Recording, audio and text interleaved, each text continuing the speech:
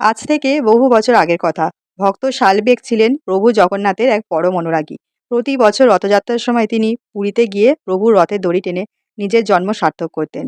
কিন্তু একবার এক মারাত্মক ব্যাধিতে আক্রান্ত হয়ে শালবেগ ভীষণ অসুস্থ হয়ে পড়েন। শরীর এতটাই দুর্বল হয়ে গিয়েছিল যে রথযাত্রার দিন ঘনিয়ে এলেও তিনি বৃন্দাবন থেকে পুরী পৌঁছাতে পারছিলেন না।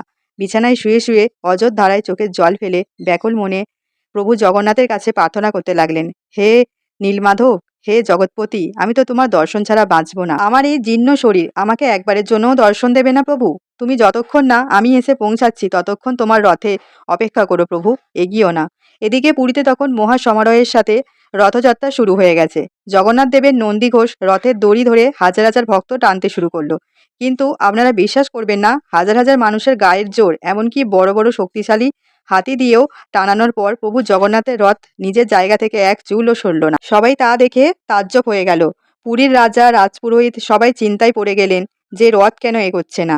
অবশেষে সব অপেক্ষার অবসান ঘটিয়ে বহু দূর থেকে কষ্ট করে হেঁটে ধুলোবালি মেখে সেখানে এসে পৌঁছালেন অসুস্থ ভক্ত শালবেগ। রথের সামনে গিয়ে হাঁটু গেড়ে বসে হাউমাউ করে কেঁদে ফেললেন তিনি। চোখ মেলে প্রভু জগন্নাথের সেই শ্রীমুখ দর্শন করলেন।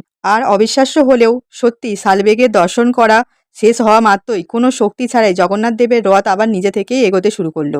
জগৎ সংসার সেদিন বুঝেছিল ভগবান শুধু রূপ, সোনাদানা, বড় বড় উপহারের ভক্ত নন, তিনি শুধু তার ভক্তের নিখাদ ভালোবাসা আর তার ব্যাকুলতার টানে বাঁধা পড়েন। কথা বলতে বলতে দেখুন, আমার মেয়ের নারকেলের মালা দিয়ে তৈরি জগন্নাথ, বলরাম আর সুভদ্রা দেবীর প্রতিকৃতিটিও একদম কমপ্লিট হয়ে গেল। সামান্য একটা নারকেলের মালাই ভালোবাসার ভক্তি মেশাতেই তা কত অসাধারণ রূপ নিল দেখুন। আমার মেয়ের হাতের এই কাজ আর জগন্নাথ দেবের অলৌকিক গল্পটি আপনাদের কেমন লাগলো তা কমেন্টে কিন্তু অবশ্যই জানাবেন। ভিডিওটি ভালো লাগলে লাইক ও শেয়ার করে আমার মেয়েকে আশীর্বাদ করবেন। জয় জগন্নাথ।